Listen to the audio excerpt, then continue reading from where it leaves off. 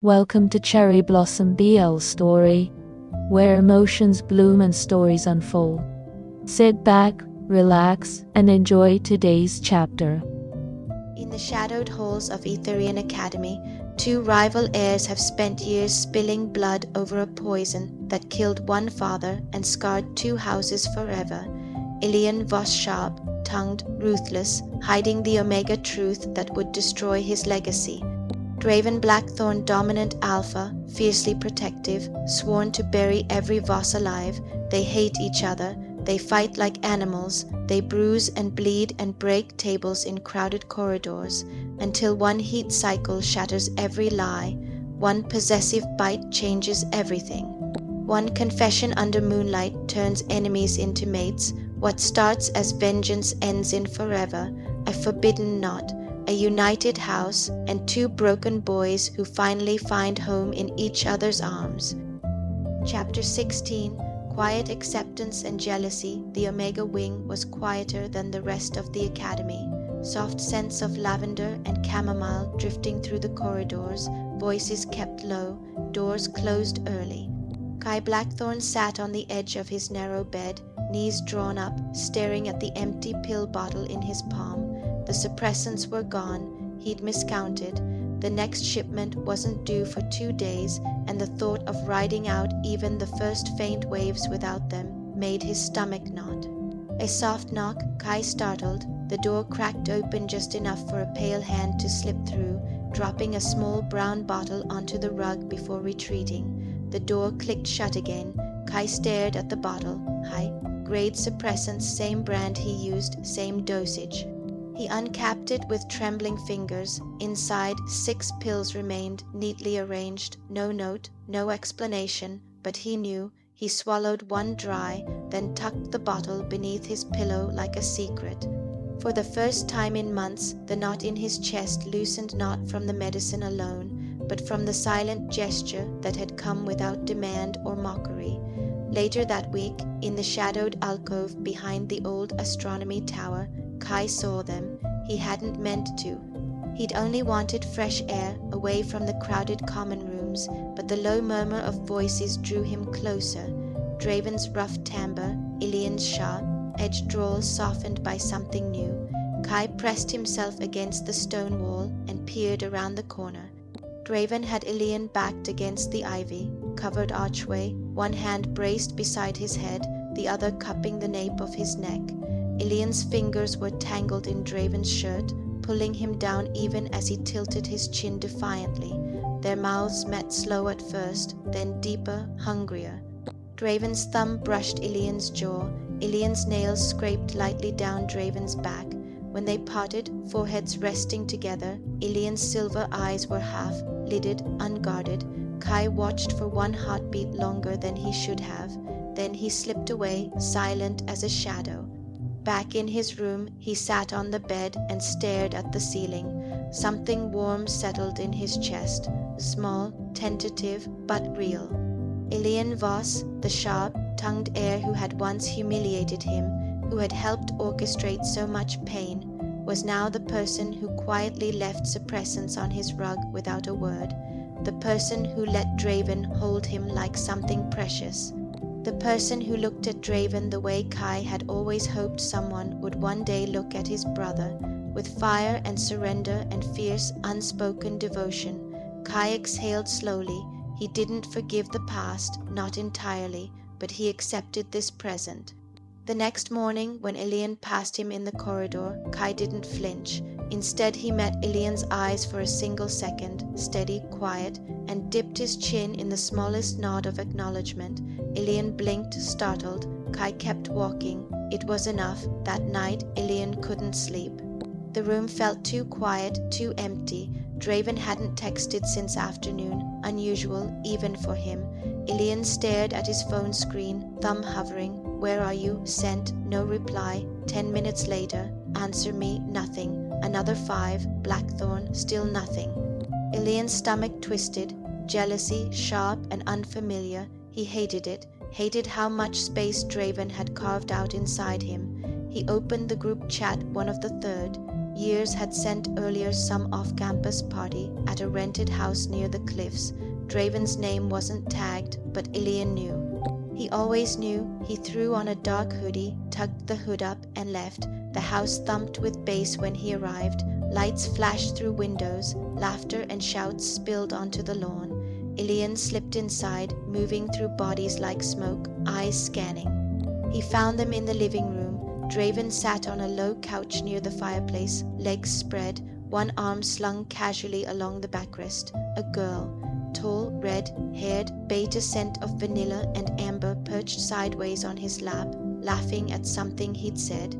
Her hand rested on his chest, fingers playing with the open collar of his shirt.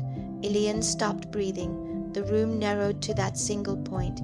He crossed the floor in 5 strides, grabbed a half-full cup of punch from a nearby table, and appended it over the girl's head. Red liquid cascaded down her hair, her dress, her shocked face. She shrieked, leaping off Draven's lap. What the fuck? Elian didn't look at her. He grabbed Draven by the front of his shirt, yanked him up, and dragged him toward the nearest exit. Draven didn't resist, didn't even look surprised.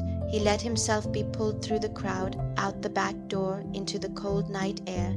They stopped on the gravel drive, far enough from the house that the music dulled to a distant pulse. Elian released him, chest heaving. Draven studied him, eyes dark, mouth curved in faint amusement. "You came all this way to pour punch on someone?" he asked quietly. "She was on your lap. She sat there. I didn't invite her. You didn't push her off."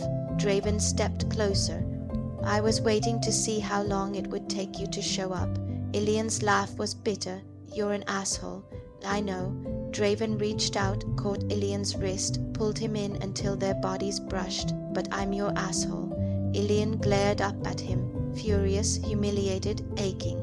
Then he surged forward and kissed him hard, desperate, tasting of punch and jealousy and everything he couldn't say. Draven groaned into his mouth, hands sliding to Elian's waist, lifting him onto his toes. The kiss turned filthy fast, teeth, tongues, Draven backing Elian against the nearest tree trunk, one thigh pressing between Elian's legs until he gasped. When they broke apart, both breathing ragged, Draven rested his forehead against Elian's. "No one else," he said quietly, "just you." Elian closed his eyes. "Prove it." Draven's thumb brushed Elian's swollen lower lip. "Every day, every night, until you believe it." They stood there in the dark, wrapped around each other, the party forgotten. Jealousy still simmered in Elian's chest, hot, possessive, alive. But beneath it ran something steadier, something that looked a lot like trust, and for the first time, Elian didn't fight it. He simply held on tighter. Chapter 17, Confession and Conviction. The cliff path beyond the academy walls was deserted after dark, only the wind and the distant roar of the iron sea for company. Moonlight turned the sea silver and black, restless waves crashing far below. Elian stood at the edge of the drop, arms wrapped tight around himself, hood up against the salt spray. He hadn't spoken since Draven dragged him out of the party house. Draven hadn't pushed. He simply waited, leaning against the low stone wall that marked the safe boundary, arms crossed, watching Elian with patient, storm-grey eyes. Elian broke first. He turned abruptly, silver eyes glassy in the moonlight. "I love you," he said. The words came out cracked, raw, like something torn from deep inside. "I hate you for making me say it. I hate that I mean it, but I do. I love you, Draven Blackthorne, and it's killing me." Tears spilled over, silent at first, then faster, tracking down his cheeks. He didn't wipe them away. He just stood there, trembling, waiting for the mockery he was sure would come.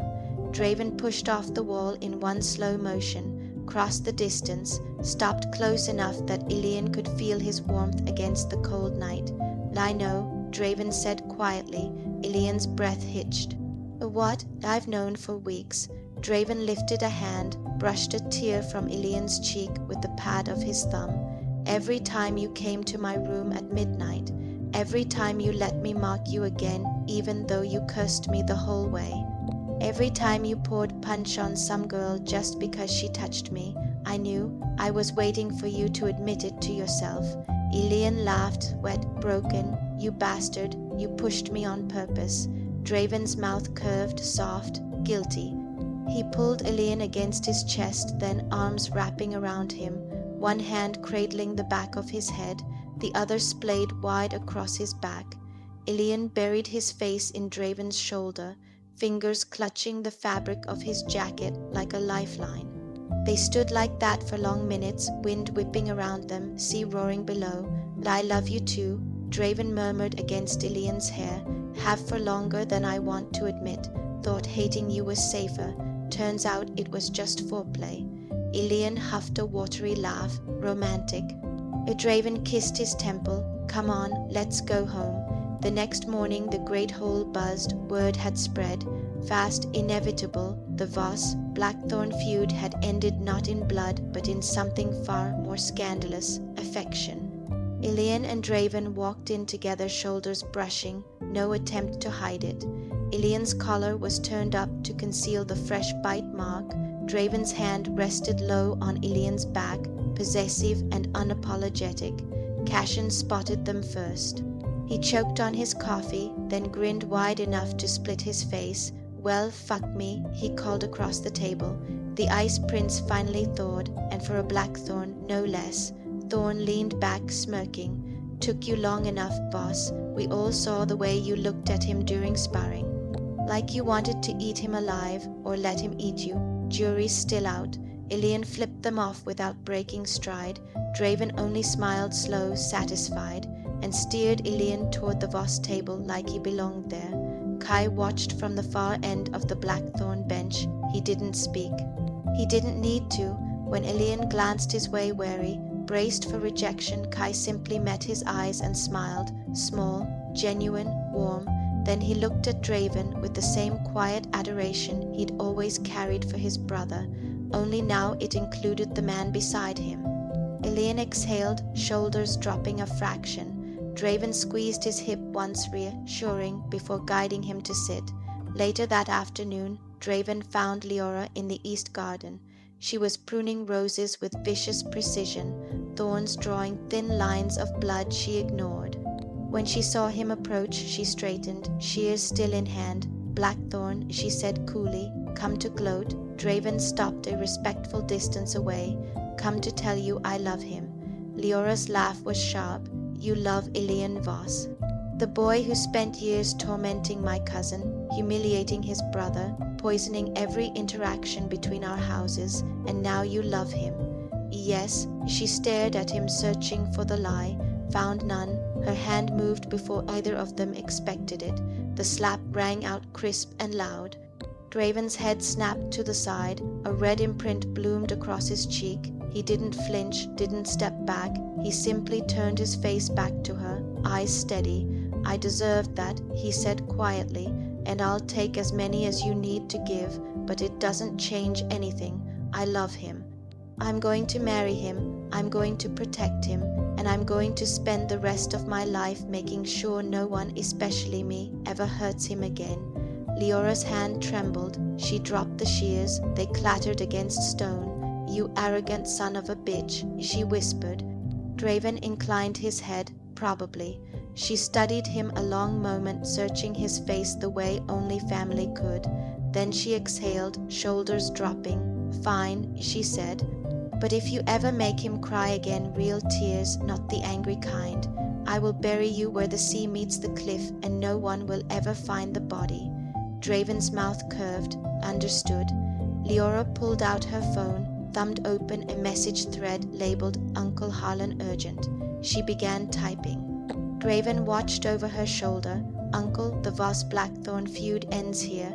I propose a formal alliance through marriage. Elian Voss to Draven Blackthorne. The match is advantageous, politically, economically, and personally. Elian has already consented. Draven is insistent. I support it. We should meet to discuss terms." Leora, she hit send. Then she looked at Draven. "You'd better be worth it," she said.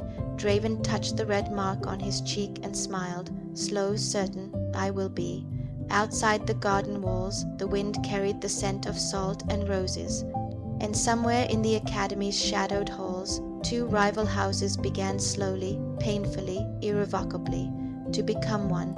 Chapter 18. Families united. The Voss family estate stood on the northern cliffs like a sentinel carved from the same grey stone as the Academy below. Its towers caught the last red light of sunset, windows glowing like embers against the darkening sky. Inside the great hall, a fire roared in the massive hearth despite the mild evening. The long oak table had been cleared of everything except 2 crystal decanters and 4 heavy glasses. Harlan Voss sat at the head, back straight, hands folded, face carved from granite. At his right sat Leora, composed and watchful.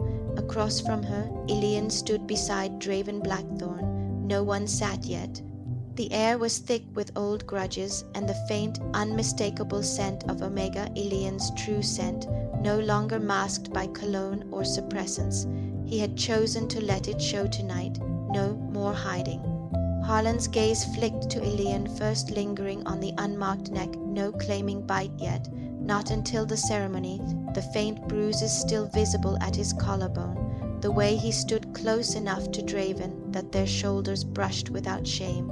"You've presented Omega," Harlan said. Not a question, a statement edged with ice. Elian met his uncle's eyes without flinching. "Yes, and you hid it." "Yes." Harlan's fingers tightened around the arm of his chair. "You forged documents, bribed a doctor, risked the entire Voss line on a lie." "I did what I had to," Elian said quietly, "to survive your expectations." The muscle ticked in Harlan's jaw. He looked at Draven next, tall, unyielding, scent of smoke and iron, steady and dominant. "And you," Harlan said, "you knew, you used it." Draven inclined his head. "I did at first. Then I fell in love with him." The word landed like a stone in still water. Harlan's eyes narrowed. "Love," he repeated, tasting the word like something bitter. "Convenient." "Not convenient," Draven said. "Inconvenient as hell. I spent years hating him, hating your house, hating what your family did to mine, but hate is easier than this." He glanced sideways at Elian, brief, unguarded. "This is harder and worth more." Elian's throat worked. He stepped forward, placing both hands flat on the table. "Uncle," he said, voice steady despite the tremor beneath it. "I know what you fear, weakness in the line, loss of power, the Blackthorns taking what's ours, but look at what we've already lost. Decades of poison, of blood, of sons and daughters who died for a feud older than any of us. If we keep going this way, there won't be a Voss line left to protect."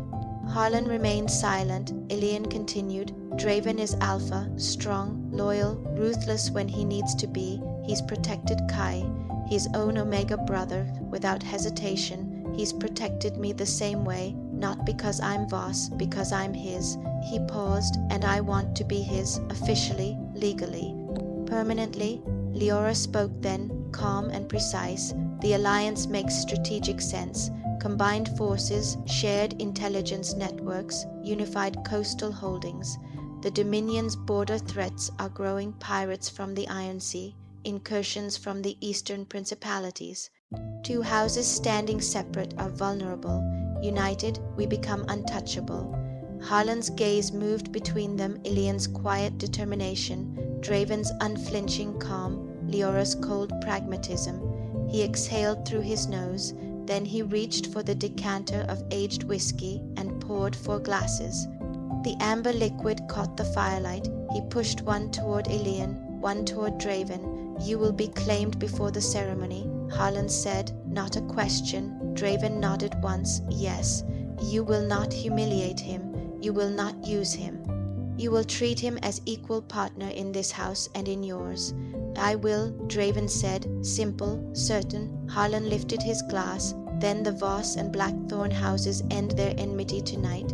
We sign the betrothal contract tomorrow.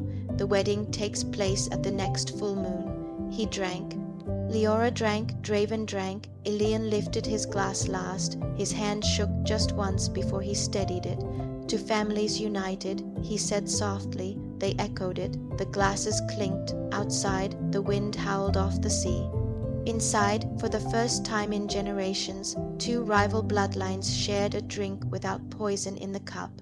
Later, when the older generation had retired to discuss logistics, Elian and Draven slipped out onto the balcony overlooking the cliffs.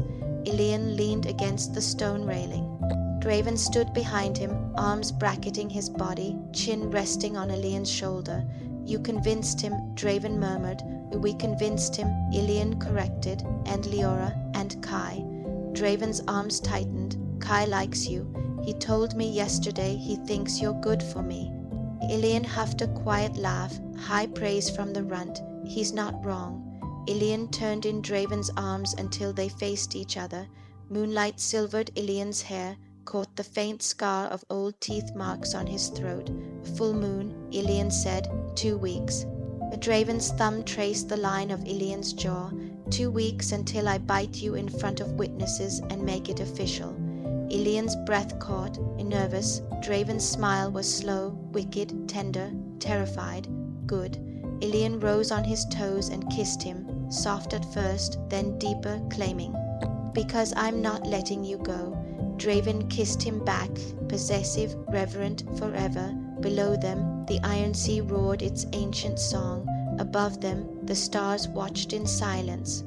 And between two houses that had bled each other for generations, something new was born. Not peace exactly, but something stronger, conviction, love, union. Chapter 19, Forever Home Epilogue, The Blackthorne.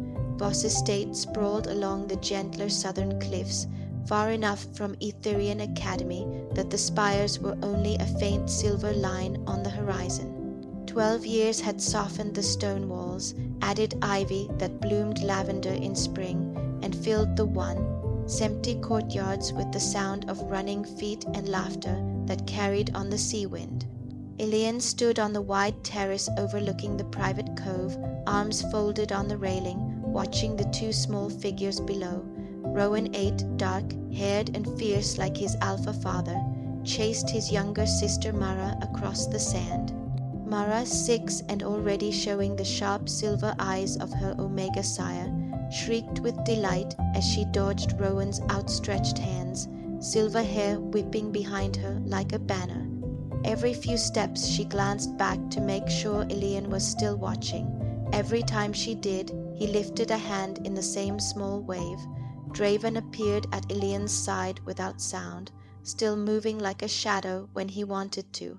He slid an arm around Elian's waist from behind, chin resting on his shoulder, broad chest warm against Elian's back. "They're going to drown each other before supper," Draven murmured, lips brushing the shell of Elian's ear. "They're going to outswim us both first," Elian replied, tilting his head to rest against Draven's. "Rowan's already faster than you were at his age." Draven huffed a laugh. "Lies, I was legendary. You were reckless." Elian turned in his arms, hands sliding up to rest against Draven's chest. The claiming bite on Elian's neck, deep, permanent, placed under the full moon all those years ago, peeked above the open collar of his shirt. Draven's thumb traced it absently, the same way he had every day since. "Still am," Draven said softly, "just for different reasons now." Elian's smile was small, private, the kind only Draven ever saw. "Good thing I'm still fast enough to catch you." They kissed there in the late after.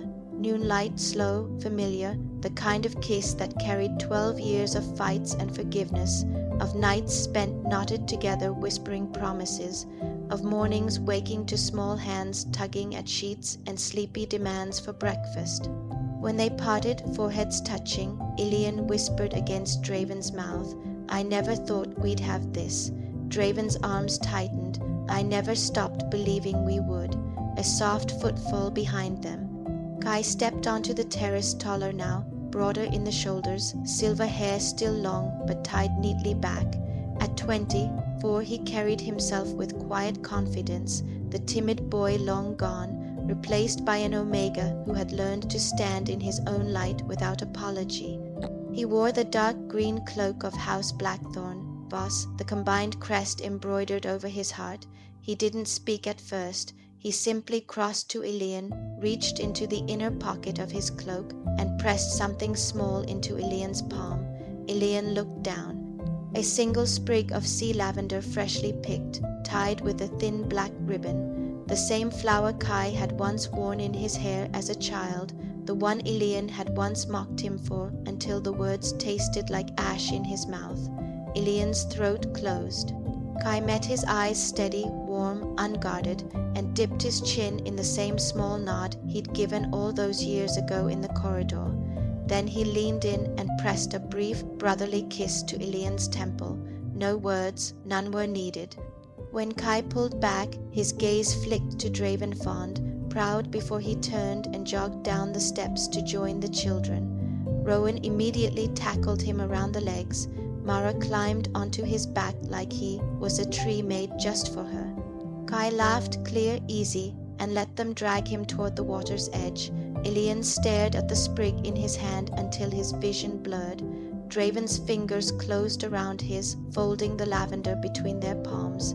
"He's loved you as family for a long time," Draven said quietly. "Just took him a while to show it the way you needed to see." Elian exhaled shakily. "I don't deserve, you do." Draven turned him fully, cupped his face in both hands. "You fought for every inch of this life, for him, for them, for us. You deserve every quiet gesture, every laugh, every sunrise we wake up to together."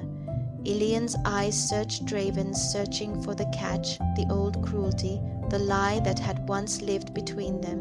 He found only home. "I love you," Elian said, simple, steady, the way he said it every morning and every night. Draven kissed him again, deeper this time, slower, the kind of kiss that promised forever without needing words. Below them, Kai lifted Mara onto his shoulders while Rowan raced ahead, shouting something about buried treasure. The three of them moved together like they'd always belonged, blood and choice and time weaving them into one unbreakable thread. Above them, the sky darkened to indigo, stars beginning to prick through. Elian rested his head against Draven's chest, listening to the steady beat beneath his ear. Draven's arms came around him again, strong, sure home. And in that quiet space between sea and sky, between past hatred and present love, Elian finally believed it. They had forever, not as rivals, not as enemies, but as mates, as fathers, as family, together. That's all for today on Cherry Blossom BL Story. Thank you for watching. What do you think about this chapter? Did you like it, or do you think something unexpected is coming? Comment your thoughts below, and subscribe for more stories.